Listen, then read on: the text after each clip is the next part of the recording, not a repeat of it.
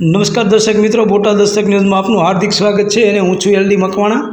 આપ જોઈ રહ્યા છો બોટાદ દસ્તક ન્યૂઝ। હવે પછીના સમાચાર વિગતવાર। ભૂવો લગ્ને કુંવારો, તેણે જ મારી દીકરીને મારી, પિતા પર મેલની વિદ્યા થઈ છે કઈ જાળમાં ફસાવી। ભૂવા સાથે રહેતી યુવતીએ હોળીના દિવસે ઝેરી દવા પીતા મોત। રાજકોટમાં અંધશ્રદ્ધાએ વધુ એક શિક્ષિત યુવતીનો ભોગ લીધો છે।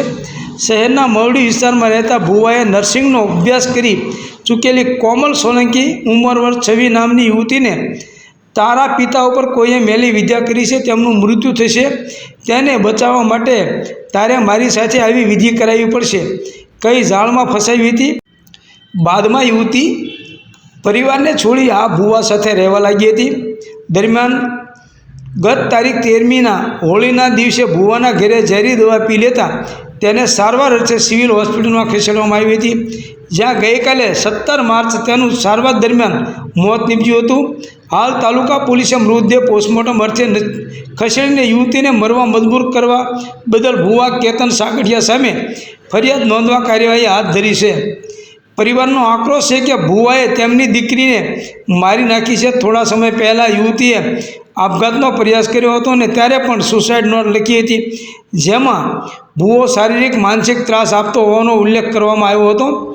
રાજકોટ શહેરના મવડી વિસ્તારમાં ગેલ પાનવાળી શેરીમાં રહેતા કેતન સાગઠિયા નામના ભુવા સાથે રહેતી 26 વર્ષીય નર્સિંગનો અભ્યાસ કરતી યુવતીએ હોળીના દિવસે સાંજના સમયે ઝેરી દવા પી લેતા સારવાર અર્થે સિવિલ હોસ્પિટલમાં ખસેડવામાં આવી હતી।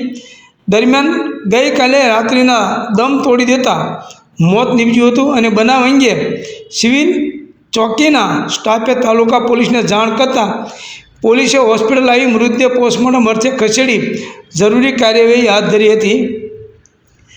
મૃતક યુવતીના પિતા ધીરજભાઈ સોલંકીએ જણાવ્યું હતું કે મારી દીકરીએ નર્સિંગનો અભ્યાસ કરેલો છે, તે મવડી સ્મશાન નજીક ભુવાનું કામ કરતા કેતન સાગઠિયાના સંપર્કમાં આવી ગઈ હતી।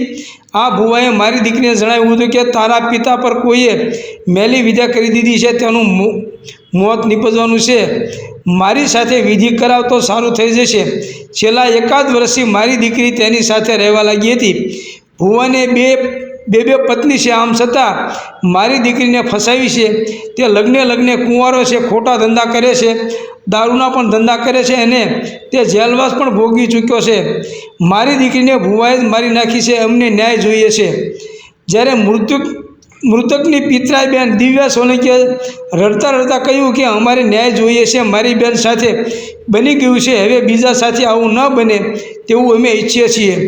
મારી બહેનને ભુવો શારીરિક માનસિક ત્રાસ આપતો હતો। આજે મૃત્યુ થયા પછી પણ તેના શરીર ઉપર માર્યાના નિશાન જોવા મળી રહ્યા હતા। આ અગાઉ 3-4 મહિના પહેલાં પણ સુસાઇડ નોટ લખી મારી બહેને આપઘાતનો પ્રયાસ કર્યો હતો। એ સમય પછી અમારી સાથે રહેતી હતી અને ત્યારબાદ ફરી તેની પાસે રહેવા લાગી હતી। જ્યારે બીજા બનાવમાં 10 વર્ષથી ચાલતા ભુવાના ભવાડાનો પર્દાફાશ।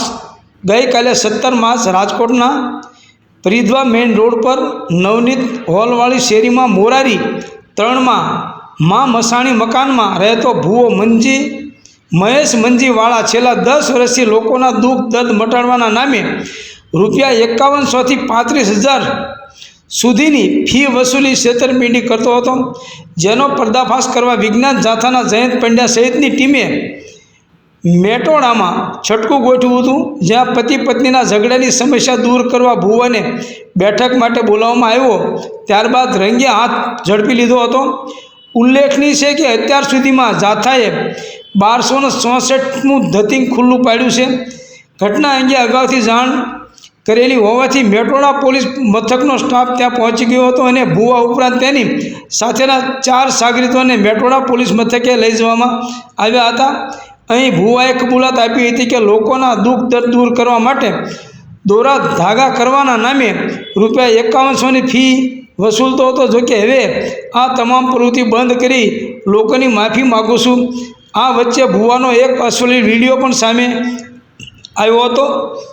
સૌજન્ય દિવ્યા ભાસ્કર, બોટાદ દસ્તક ન્યૂઝ, એલડી મકવાણા, બોટાદ।